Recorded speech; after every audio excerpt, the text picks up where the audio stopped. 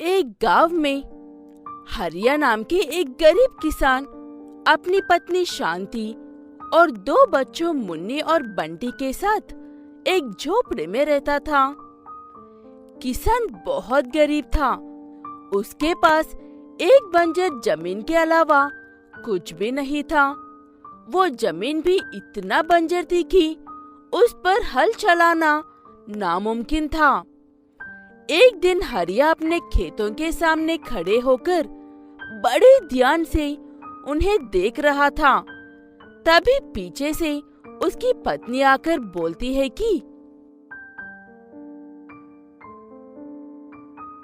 क्या हुआ जी? इन खेतों को ऐसे क्यों देख रहे हो? शांति, मैं ये सोच रहा था, एक बूढ़े बैल और इस बंजर जमीन के सिवा हमारे पास कुछ नहीं है। बैल बूढ़े होने के कारण कुछ काम भी नहीं कर सकता।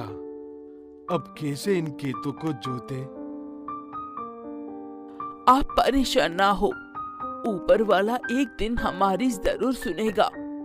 फिर देखना, नया बैल भी आएगा और इस खेत पर फसल भी होगी।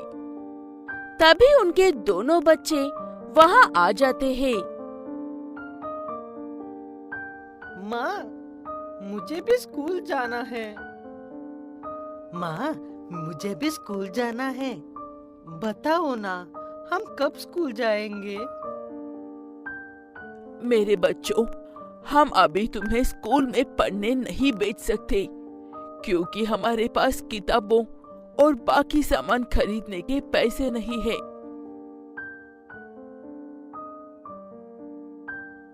मुझे कुछ नहीं पता। मुझे बस स्कूल जाना है तो जाना है। मुन्नी गुस्सा होकर वहाँ से चली जाती है। उसके पीछे पीछे बंटी भी चला जाता है। ऐसे खाली बैठे बैठे काम नहीं चलेगा। मुझे कुछ तो काम करना ही होगा। मैं अपने बच्चों को पढ़ने स्कूल जरूर भेजूंगा। हरिया काम की तलाश में निकल जाता है। वो सीधा मनोहर के खेतों पर पहुंचता है। वहाँ मनोहर अपने खेतों में ट्रैक्टर चला रहा था। मनोहर भाई, जरा सुनो। हाँ, बोलो, क्या काम है? और हाँ, जल्दी से बोलो, मेरे पास समय नहीं है। मनोहर भाई, मुझे कुछ काम मिलेगा? मुझे काम की बहुत जरूरत है। कल ही मैं एक आदमी को काम पर रखा है। अगर तुम कल आते तो मैं जरूर तुम्हें ही काम पर रख लेता। अच्छा, कोई बात नहीं, मैं चलता हूँ। अच्छा, एक बात तो बताओ, तुम्हारे पास अपना खेत होते हुए भी तुम कहीं और काम तलाश रहे हो? उस पर खेती बाड़ी करो, नहीं तो बेच लो। मैं उसे खरीदने के लिए अभी तैयार हूँ।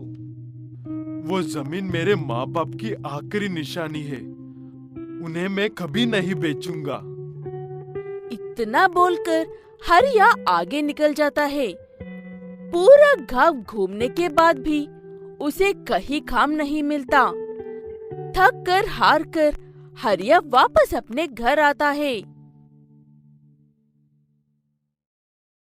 कोई काम मिला जी? कहीं काम नहीं मिला और मैं तो बहुत थक गया हूँ। बहुत भूख लग रही है, खाना लगा दो। जैसे ही हरिया खाना खाता है, तभी बाहर बैठा बैल जोर जोर से आवाज निकलने लगाता है। रुक जाओ, अभी आता हूँ। मुझे पता है तुम्हें बहुत भूख है। आज मैं तुम्हें अपने खाने से खिलाना कैसे भूल गया?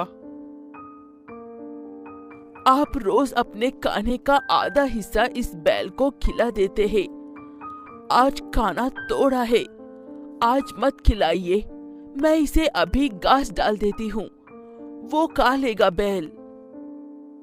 शुरू से जो नियम है मेरा, मैं उसे कभी नहीं छोड़ सकता। मेरा खाने का आधा हिस्सा मेरा बैल का ही होगा हमेशा। इतना बोलकर हरिया अपनी थाली से आधा खाना बैल को खिला देता है। फिर सभी सो जाते हैं। आधी रात का समय था। दो चोर, संता बंता नाम के दो चोर चोरी करके भागते भागते हरिया के खेतों में घुस जाते हैं और डर के मारे चुराया हुआ सारा पैसा और गहने वही हरिया के खेतों में गड्ढा देते हैं। ऐसा हो, अभी तो हम इस चोरी के सामान को यही गांठ देते हैं। कल रात को आएंगे और इसे यहाँ से निकल लेंगे। तुमने बिल्कुल सही कहा। अगर इस चोरी के सामान के साथ अभी किसी ने हमें इधर देख लिया तो बड़ी मार पड़ेगी।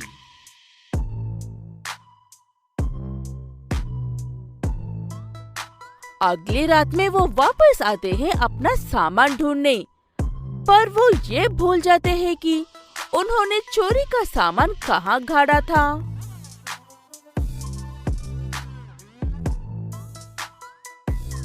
पूरा खेत खोद मारा पर चोरी का सामान कहीं नहीं मिला।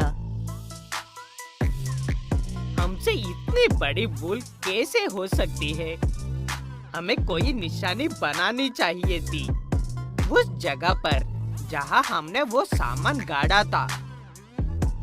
थक कर हार कर दोनों वहाँ से चले जाते हैं। सुबह होते ही हरिया की नजर जब अपने खेतों पर जाती है तो वो हैरान ही रह जाता है। तभी बैल उसी जगह खोदने लगाता है जहाँ चोरों ने चोरी का सामान गाड़ा था। थोड़ी ही देर में गड्ढे से एक पोटली बाहर आ जाती है। हरिया उस पोटली को खोलकर देखता है तो हैरान ही रह जाता है और अपनी पत्नी को आवाज लगाकर बुलाता है। शांति, जल्दी आओ बाहर। उसकी पत्नी भी इतना सारा पैसा और गहने देखकर दंग रह जाती है। इतना सारा पैसे और गहने कहाँ से आए? ये सब हमारे इस बैल ने ही ढूंढा है। मुझे अब समझ में आया क्यों पिताजी बोलते थे कि बेटा इस जमीन को कभी नहीं बेचना। ये तुम्हें एक दिन सोना उगल कर देगी। जरूर पिताजी ने ही इसे यहाँ गाड़ा होगा। अब हम खेत भी जोत सकते हैं और अपने बच्चों को स्कूल में भी पढ़ा सकते हैं।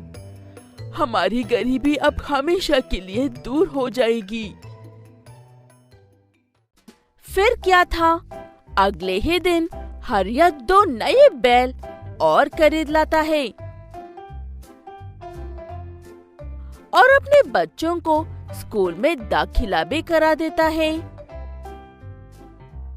हरिया की पूरा परिवार अब खुशी की जिंदगी जीने लगा। एक बार की बात है, 10 साल साहिल नाम का एक लड़का अपने कमरे में खिलौनों से खेल रहा होता है। तभी उसकी मम्मी प्रिया साहिल को आवाज लगाते हुए हाथ में खाने की प्लेट लिए हुए उसके कमरे में आ जाती है। साहिल बेटा, मैं कब से तुम्हें खाने के लिए बुला रही थी। तुम नहीं आए तो मैं ही आ गई तुम्हारे पास। देखो, आज मैंने सब तुम्हारी पसंद का खाना बनाया है। मम्मी, मुझे अब खाना नहीं है। आप यह रख दो, मैं बाद में खा लूंगा। आज मेरे राजा बेटा को क्या हुआ? गुस्सा है क्या वो? मेरे साथ खेलने वाला कोई नहीं है यहाँ। सबको दोस्त होते हैं, पर मेरा तो एक भी दोस्त नहीं है। अच्छा, तो ये बात है। ऐसा करते हैं कि मैं तुम्हारी दोस्त बन जाती हूँ। क्या तुम मुझे अपना दोस्त बनाओगे? आप तो मम्मी हो, मेरा दोस्त नहीं। मेरा मूड ठीक नहीं है, इसीलिए आप मुझे परेशान करना बंद करो। आप यहाँ से जाओ। ठीक है, मैं जाती हूँ। खाना खा लेना बेटा। प्रिया उदास मन से वहाँ से चली जाती है। घर के आसपास बाग बगीचे होने के कारण वहाँ से एक नेवला साहिल के कमरे में घुस आता है और वहाँ रखे हुए खाने वो खाने लगता है। तभी साहिल की नजर उस नेवले पर जाती है। वो नेवले को देखकर बहुत खुश होता है और उसके पास जाकर, तुम तो बहुत ही प्यारे हो। लगता है तुम्हें बहुत भूख है, इसीलिए मेरा खाना खा जा रहे हो। लो, मैं भी तुम्हें अपना हाथ से खिलाता हूँ। साहिल अपने हाथ से नेवले को खाना खिलाता है। नेवला खाना खाकर खिड़की के रास्ते से वहाँ से चला जाता है। अगले दिन वो नेवला फिर से साहिल के कमरे में आता है। साहिल के पास कुछ काजू बादाम रखे थे जो उसकी मम्मी उसके खाने के लिए रखकर गई थी। वो नेवले को खिला देता है साहिल। उसके बाद से नेवला साहिल के कमरे में रोज आने लगा। उसके बाद साहिल और नेवले में अच्छी दोस्ती हो गई थी।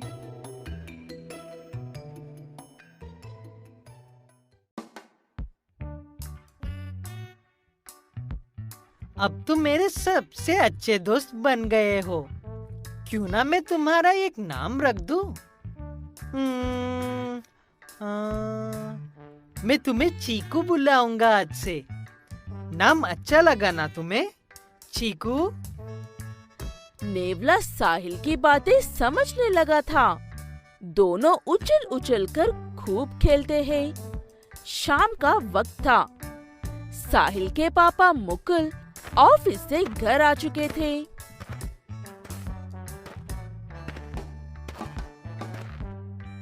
हमारा साहिल बेटा कहाँ है?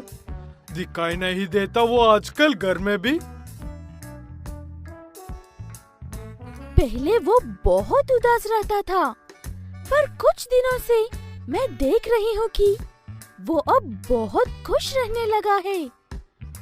उसके हंसने खेलने की आवाज बाहर तक आती है जी। ये तो बहुत अच्छी बात है प्रिया। बहुत भूख लगी है, खाना लगा दो। सभी खाना खाकर अपने अपने कमरों में सो जाते हैं। साहिल का कमरा अलग था, इसलिए वो अकेले सोता था। पर अब नेवला उसका दोस्त बन चुका था, तो साहिल उसे भी अपने साथ लेकर सोता था। एक रात नेवला और साहिल आराम से सो रहे थे। तभी खिड़की के रास्ते से एक सांप उसके कमरे में आ जाता है। तभी साहिल की भी आंख खुल जाती है। सांप! सांप! साहिल की आवाज सुनकर नेवला भी खड़ा हो जाता है। जैसे ही सांप साहिल पर हमला करता है, नेवला सांप को पकड़ लेता है। आखिरकार नेवला सांप को मार ही देता है। साहिल के चिल्लाने की आवाज सुनकर प्रिया वहाँ दौड़ चली आती है।